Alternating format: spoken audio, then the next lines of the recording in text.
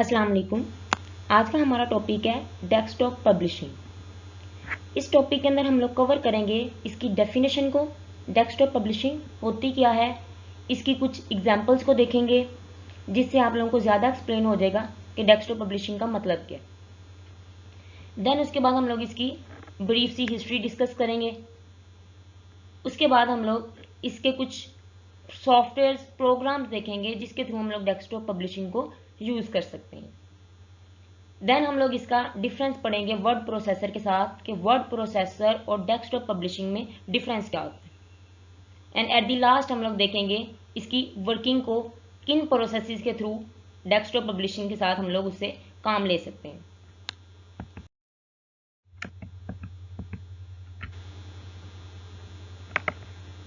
DTP क्या है? एक शॉर्ट फॉर्म है जिसको हम लोग यूज करते हैं डेस्कटॉप पब्लिशिंग के लिए। D stands for Dex, T stands for Top and P stands for Publishing। तो DTP क्या है? एक शॉर्ट फॉर्म है डेस्कटॉप पब्लिशिंग के लिए। DTP को डिटेल से स्टडी करने से पहले हम लोग देख लेते हैं कि पब्लिशिंग वर्ड का क्या मतलब है। Publishing is a process of producing publications like newspaper, cards, pamphlets, pictures, books etcetera. Publishing का मतलब क्या होता है कि आपने एक पीस ऑफ इंफॉर्मेशन देनी है अपनी पब्लिक को। जब आपने अपनी पब्लिक को डिलीवर कर देनी है तो वो क्या कहलाएगा? पब्लिकेशंस कहलाएंगे। ठीक है, तो ये एक प्रोसेस है जिसके थ्रू आप लोग न्यूज़पेपर्स, कार्ड्स, पम्फलेट्स, पिक्चर्स या बुक्स वगैरह उसको डिलीवर कर सकते हो जनरल पब्लिक को। ठीक है, न्यूज़पेपर से भी क्या होती है? जनरल इन्फॉर्मेशन होती है। कार्ड्स पे भी आपकी इन्फॉर्मेशन होती है। इसी तरह ये सारी चीज़ें आप लोग जनरल पब्लिक को डिलीवर आउट कर सकते हैं। देन आ जाता है डेस्कटॉप पब्लिशिंग। तो डेस्कटॉप पब्लिशिंग प्रोसेस है प्रोड्यूस करने का पब्लिकेशंस को, लाइक न्यूज़पेपर, बुक्स वगैरह। डेस्कटॉप पब्लिशिंग का क्या मतलब है कि हम लोग एक स्पेसिफिक सॉफ्टवेयर यूज करते हैं इसके लिए, ताकि हम लोग डेस्कटॉप पब्लिशिंग को यूज कर सकते हैं। इसके हम लोग आगे फर्दर सॉफ्टवेयर देखेंगे कि किन किन सॉफ्टवेयर को हम लोग यूज करते हुए पब्लिकेशंस कर सकते हैं।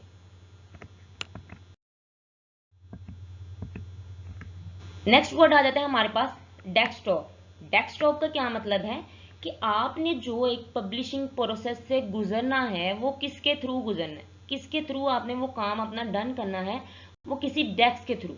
मतलब वो होम में भी हो सकता है, आपके ऑफिस में भी हो सकता है। एक पर्सनल कंप्यूटर पीसी को यूज करते हुए या लैपटॉप को यूज करते हुए आप उस प्रोसेस को कंप्लीट करते हो। ठीक है, तो कोई भी सॉफ्टवेयर या कोई भी प्रोग्राम आपने जब इंस्टॉल करना है तो वो आपने किसके ऊपर करना है? आपने एक्चुअली अपनी जो आपका जो डेस्कटॉप है, आपका पर्सनल कंप्यूटर है या आपका लैपटॉप है, उसके ऊपर आपने इंस्टॉल करके देन आपने पब्लिशिंग करनी। डीटीपी क्या है? एक डिफरेंट प्रोसेस है वर्ड प्रोसेसिंग से।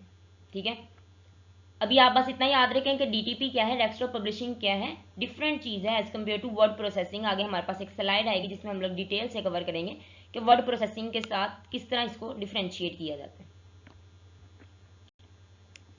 डेस्कटॉप पब्लिशिंग क्या है? हमारे पास एक डिजाइन डॉक्यूमेंट्स के साथ इंटरेक्शन है कि हम उसके साथ राब्ता कायम कर रहे होते हैं अपना, किसके थ्रू?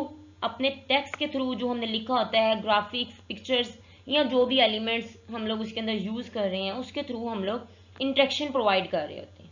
ठीक है, तो ये एक डॉक्यूमेंट होता है जिसके थ्रू हम लोग इंटरेक्शन प्रोवाइड करते हैं अपने टेक्स्ट, अपने पिक्चर्स, ग्राफिक्स के थ्रू। इसके बाद हमारे पास इसकी कुछ एग्जाम्पल्स आ जाती हैं। एग्जाम्पल्स में सबसे पहले हमारे पास आ जाता है ब्राउचर्स। अब ब्राउचर्स क्या होता है? एक पीस ऑफ इंफॉर्मेशन होता है जिसको हमने एक पेपर के ऊपर दिया होता है। मतलब आपने देखा होगा कि कुछ पेजेस ऐसे होते हैं जिसके ऊपर हम लोगों ने कुछ इन्फॉर्मेशन दी होती है। इन्फॉर्मेशन क्या होती है? बोथ साइड भी होती है। ब्राउचर्स में इन्फॉर्मेशन मोस्टली क्या होती है? बोथ साइड भी होती है और एक फोल्डेड फॉर्म में होती है।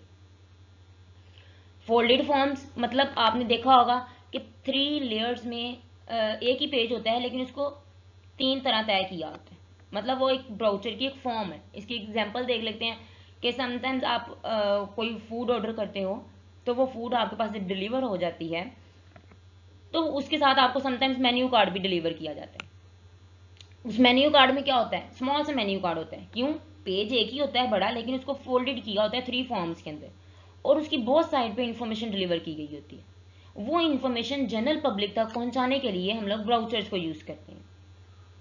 उसमें टेक्स्ट भी हो जाएगा, ग्राफिक्स भी हो सकते हैं, उनका फ़ोन नंबर, उनका एड्रेस वगैरह, ये सारी चीज़ें हो जाएंगी। तो अब वो फोल्डेड फॉर्म और वो डबल साइडेड टेक्स्ट या ग्राफिक्स क्या कहलाते हैं? ब्राउचर्स कहलाते हैं, ताकि जिस बंदे ने या जिस रेस्टोरेंट ने या जिस ऑर्गेनाइजेशन ने उसको डिलीवर करना है वो अपनी इंफॉर्मेशन जनरल पब्लिक तक भेज सके। क्लियर? देन सेकंड वन पे आ जाता है हमारे पास न्यूज़ लेटर।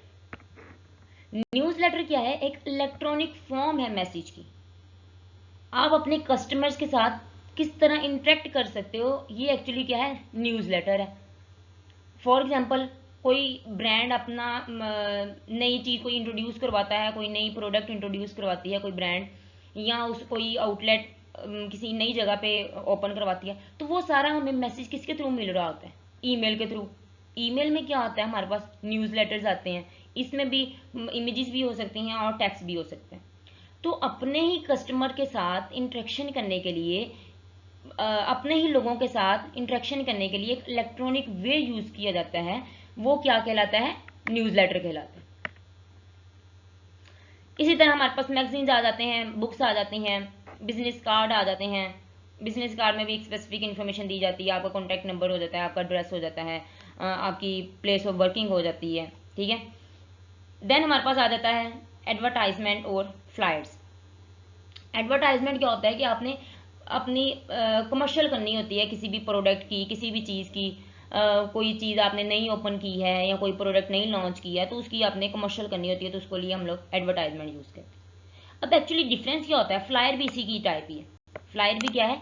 एडवर्टाइजमेंट की ही तरह है, लेकिन फ्लायर्स क्या है? एक चीप वे है अपना मैसेज पब्लिक को डिलीवर करने के लिए। फौरन आप लोग मैसेज डिलीवर कर सकते हो एक चीप वे के अंदर। मतलब इसमें जो पीस ऑफ पेज यूज किया जाता है वो थोड़ा सा चीपर होता है as compared to advertisement pages. ठीक है। और फ्लायर्स में क्या होता है? थोड़ी कम इंफॉर्मेशन यूज की जाती है as compared to advertisements. Advertisements में क्या आती है? हमने थोड़ी सी डिटेल इंफॉर्मेशन दी होती है। फ्लायर्स में क्या होती है? सिंपल वो मैसेज होता है जो कि हम लोग इंस्टेंटली वो चीज़ डिलीवर करना चाह रहे होते हैं अपनी पब्लिक तक, तो वो हमने एक सिर्फ छोटा सा मैसेज डिस्प्ले किया होता है। तो एक्चुअली उसी की टाइप है, लेकिन थोड़ा सा डिफरेंट है। एक तो चीपर वे में आप कॉन्टेक्ट कर सकते हो अपने पब्लिक के साथ। दूसरा, एक स्मॉल मैसेजेस होते हैं जिसको आप लोग डिलीवर कर सकते हो। देन हमारे पास इसकी हिस्ट्री आ जाती है। हिस्ट्री में क्या है? Copy the writing was sent out of a type house where the words were printed on the high quality paper in a correct size and font. जो भी आपने कंटेंट लिखना होता था या टेक्स्ट लिखते होते थे पहले, उसमें क्या किया जाता था? उसको टाइप हाउस में भेज दिया जाता था प्रिंट करवाने के लिए, और वो हाई क्वालिटी के ऊपर हमारे पास प्रिंट होके आ जाता था एक बेहतरीन साइज के अंदर और बेहतरीन फाउंट के अंदर। और उसकी बैक पे क्या कर दिया जाता था? उसको कवर अप कर दिया जाता था एक थिन कोट ऑफ वैक्स के साथ। ठीक है। उन्हीं शीट्स को, जिन शीट्स के ऊपर हमने प्रिंटिंग करवाई होती है, उन्हीं की बैक को क्या किया जाता है? थिन कोट कर दी जाती है उनकी वैक्स के साथ।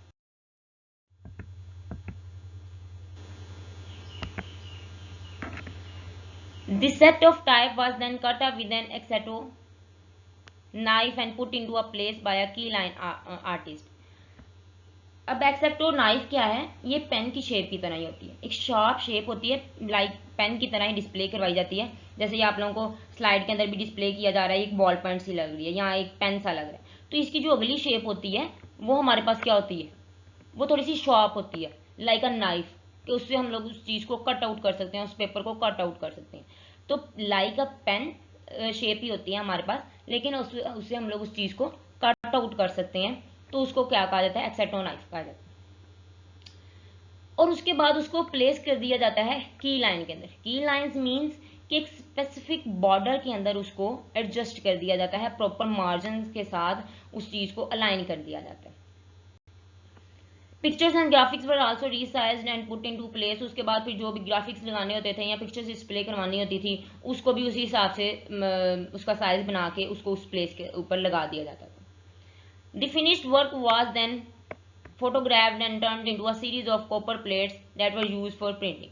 और जब सारे का सारा काम खत्म हो जाता था, उन पेजेस को क्या किया जाता था, कॉपर प्लेट्स के अंदर टर्न कर लिया जाता था और उसके बाद उसको यूज कर लिया जाता था प्रिंटिंग के लिए। In the early 1980 software was delivered for the desktop computer to allow desktop publishing। 1980s के अंदर जाके हमारे पास सॉफ्टवेयर आया था जिसको हम लोग यूज कर सकते थे डेस्कटॉप पब्लिशिंग के लिए। किसके ऊपर यूज कर सकते थे? डेस्कटॉप कंप्यूटर्स के ऊपर। अब डेस्कटॉप कंप्यूटर्स क्यों कहा जाता है? वैसे डेस्कटॉप कंप्यूटर क्या है? ये हमारे पास एक GUI प्रोवाइड की जाती है हमें। ये क्या प्रोवाइड करता है हमें? GUI प्रोवाइड करता है। विंडो क्या है? GUI है, ग्राफिकल यूजर इंटरफेस है। और इसके डेस्कटॉप पब्लिशिंग के अंदर बेसिकली हम लोग करते क्या है? ग्राफिक्स के साथ काम करते हैं, पिक्चर्स के साथ काम करते हैं। GUI क्या है? ग्राफिकल यूजर इंटरफेस है। हमारी जो विंडो है वो हमें प्रोवाइड करती है ग्राफिकल यूजर इंटरफेस। हमारे पास जो डेस्कटॉप हमें कंप्यूटर चलाने के बाद हमारे पास जो डेस्कटॉप अपीयर होता है वो डिफरेंट कलरफुल आइकन्स और मेन्यूज के साथ मिलकर बना होता है। अब हर मेन्यू और हर आइकन्स वगैरह के डिफरेंट कलर्स होते हैं। एक अनपढ़ बंदा भी जब कंप्यूटर चलाता है उसको नहीं पता कि माई पीसी क्या है, नेटवर्क्स क्या है, लेकिन उसको सिंबल्स का पता होता है, उसको आइकन्स का पता होता है कि ये आइकन क्या है, कंप्यूटर का आइकन है, इसके ऊपर मैं डबल क्लिक करूंगा तो मेरे पास जो कंप्यूटर का फोल्डर है, मेन फोल्डर है, वो ओपन हो जाएगा। तो GUI क्या है? ग्राफिकल यूजर इंटरफेस है। इसी वजह से हम लोगों को window graphical user interface provide करती है, तो उसके ऊपर हम लोग क्या कर सकते हैं? डेस्कटॉप पब्लिशिंग के सॉफ्टवेयर को यूज कर सकते हैं। For the first time art directors had direct access to the 100 of different type fonts. अब 1980s के अंदर जब सॉफ्टवेयर को इंट्रोड्यूस करवाया गया तो देन जाके डिफरेंट जो आर्टिस्ट हैं वो डिफरेंट जो फॉन्ट्स हैं उसके साथ फेमिलियर हुए थे। मतलब सारे के सारे फॉन्ट्स जो अब हम लोग यूज करते हैं, कैलबरी हो गया, टाइम्स न्यू रोमन्स हो गया, जो मोस्टली यूज किए जाते हैं, तो उसके साथ फेमिलियर कब हुए थे? 1980s में, जब डिफरेंट फॉन्ट्स को इंट्रोड्यूस करवा दिया गया था। Many jobs were change forever due to this new technology. काफ़ी ज़्यादा जॉब्स में चेंजिंग्स आ गई थी इस टेक्नोलॉजी की वजह से। डिफरेंट लोग अब इस लेटेस्ट टेक्नोलॉजी को यूज़ करना शुरू कर दिया था उन्होंने।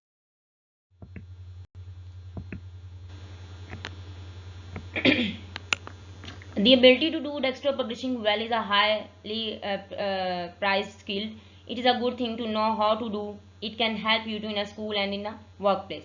अब ये क्या है? एक बहुत बेहतरीन स्किल समझा जाता है इस चीज़ को कि आप डेस्कटॉप पब्लिशिंग के साथ काम कर रहे हो। इसको आप किसी भी अपनी काम करने वाली जगह पे या किसी भी स्कूल में, किसी भी जगह पे आप इसको अगर ज़रूरत पड़ती है तो आप इसको यूज़ कर सकते हो। At Steel Valley we use it to produce year book. Steel Valley क्या है? एक स्कूल का नाम है जिसके अंदर इसको यूज़ किया गया था ईयर बुक बनाने के लिए। ठीक है, अब यहाँ पे भी हम लोग मुख्तलिफ स्कूल्स के अंदर इसको यूज़ कर सकते हैं। ईयर बुक का मतलब है कि प्रीवियस ईयर में जितने भी इवेंट्स गुजर चुके होते हैं या जितने भी फंक्शंस या जितनी भी मेमोरीज बन गई होती हैं उस साल की, उसको एक सिंगल बुक के अंदर सारे के सारे को प्लेस करना। अब उसके अंदर आप लोग टेक्स्ट भी ऐड कर सकते हो, ग्राफिक्स भी ऐड कर सकते हो। ठीक है, पिक्चर्स के साथ आप अपनी मेमोरी का कुछ अच्छे मोमेंट्स भी लिख सकते हो। तो ये क्या है कि आप अपने स्कूल की ईयर बुक बना सकते हो। डिफरेंट मजीद पर्पज़ के लिए भी आप इसको यूज़ कर सकते हो। तो स्टील वेल एक स्कूल का नाम था जिसमें यूज़ किया जाता था ईयर बुक बनाने के लिए डेस्कटॉप पब्लिशिंग को यूज़ किया जाता था।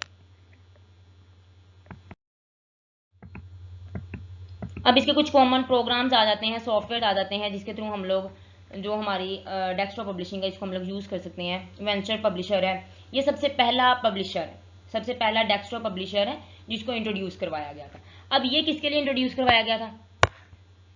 डोस के लिए। डोस क्या है? Disk operating system. इसमें डिस्क ऑपरेटिंग सिस्टम का मतलब क्या है कि इसमें हम लोग command line operating system use करते थे, कमांड्स के थ्रू सारी की सारी वर्किंग होती थी। लेकिन इसमें हम लोग जैम यूज करते थे। जैम क्या है? ग्राफिकल इन्वायरमेंट है जो कि ग्राफिक्स को यूज करने के लिए सॉफ्टवेयर की तरह ही है। ग्राफिक्स को यूज करने के लिए आप इसको इंस्टॉल करते हो लैपटॉप के ऊपर। तो वेंचर पब्लिशर क्या है? डॉस के लिए इसको इंट्रोड्यूस करवाया गया था। और डॉस के ऊपर किस तरह यूज किया जाता था? जैम के साथ यूज किया जाता था, ग्राफिकल इन्वायरमेंट के थ्रू काम किया जाता था। ठीक है, उसके बाद अडोब पेज मेकर आ गया, अडोब इन डिजाइन आ गया, ये सारे सॉफ्टवेयर आ गए हैं। पेज स्ट्रीम आ गया, सेरिफ पेज प्लस आ गया और माइक्रोसॉफ्ट पब्लिशर आ गया।